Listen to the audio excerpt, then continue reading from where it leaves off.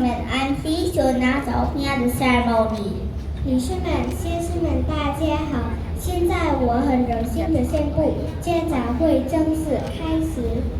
ជាបឋមនាងខ្ញុំសូមសម្ដែងការគោរពចំពោះលោកខុនមេតា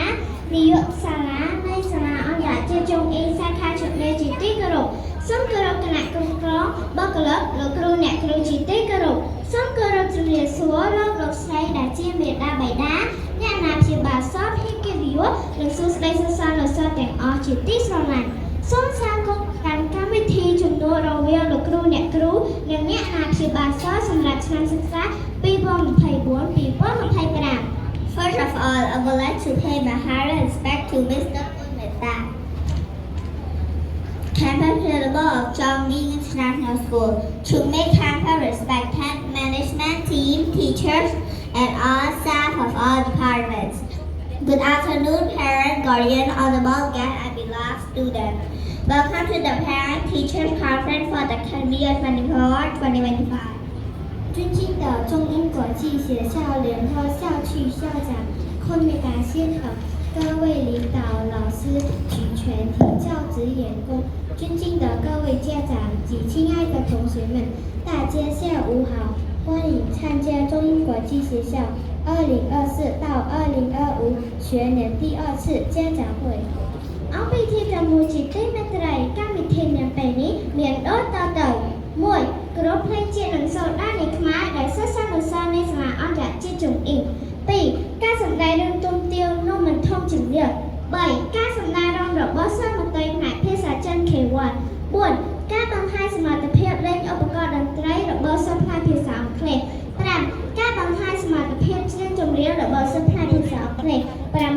លោកនាយកនៃសាលាអន្តរជាតិជុំអ៊ីងសាខាជម្រាបឡើងសម្ដែងចំណាប់អារម្មណ៍នៃកម្មវិធី7ការសម្ដែងរបស់សិស្សមន្ត្រីផ្នែកភាសាចិន PS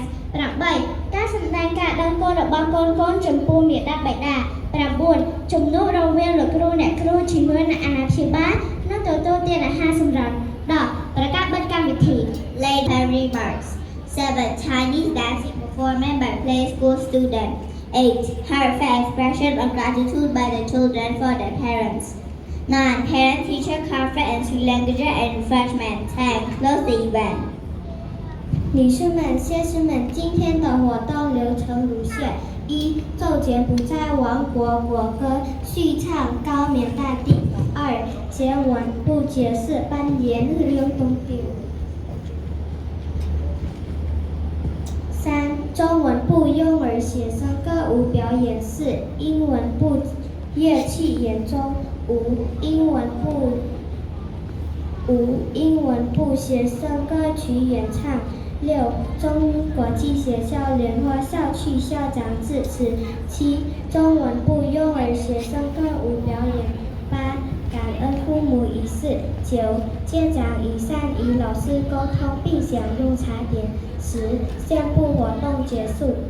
ជាកិច្ចចាប់ផ្ដើមនាងខ្ញុំសូមអនុញ្ញាតអង្គពិធីទាំងមូលមេត្តាក្រោកឈរឡើងដើម្បីគោរពភ្លេងជាតិនៃព្រះរាជាណាចក្រកម្ពុជា To start the event, I would like to invite the management team. 国歌，请各位嘉宾起立。